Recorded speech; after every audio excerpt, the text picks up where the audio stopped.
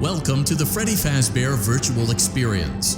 Fazbear Entertainment is excited to join the digital age, and what better way to do that than with an edge-of-your-seat virtual reality experience.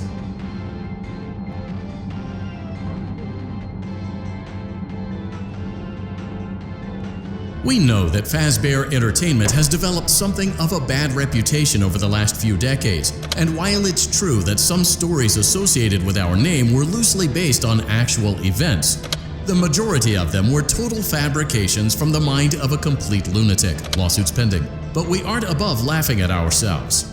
Ha ha ha. That's why we have recreated many of these completely fictitious scenarios, lies that you've been fed over the last several years, into a hilarious VR game, in the hopes that we can finally move past these childish ghost stories and develop a new relationship with you, as well as your kids. Don't forget the merch, perfect for birthdays. So sit back and enjoy a few scares. We do, however, ask that you agree to a simple waiver before you play. It's mostly just legal mumbo jumbo. You acknowledge that Fazbear Entertainment is not responsible for accidental digital consciousness transference, real-world manifestations of digital characters, nightmares, night terrors, night sweats.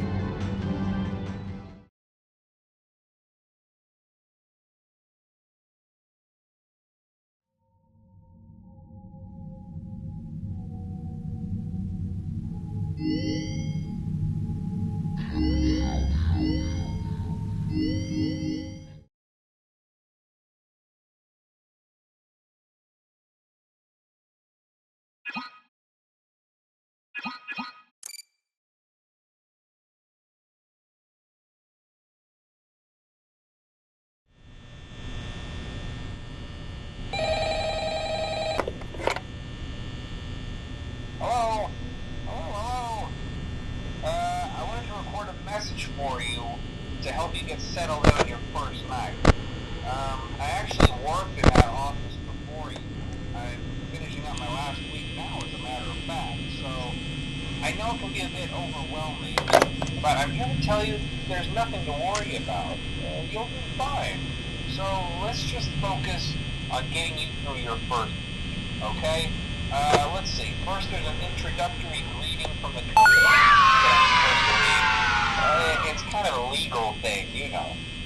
Welcome to Freddy Fazbear's Pizza, a magical place for kids and grown-ups alike, where fantasy and fun come to life.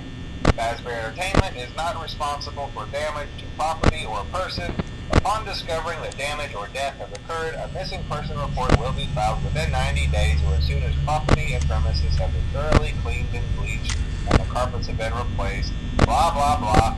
Now, that might sound bad, I know, but there's really nothing to worry about. The animatronic characters here do get a bit quirky at night, but do I blame them? No. If I were forced to sing those same stupid songs for 20 years and I never got a bath, I'd probably be a bit irritable at night too. So remember, these characters hold a special place in the hearts of children and we need to show them a little respect, right? Okay. So just be aware, the characters do tend to wander a bit. They're left in some kind of free roaming mode at night. Something about their servos locking up if they get turned off for too long.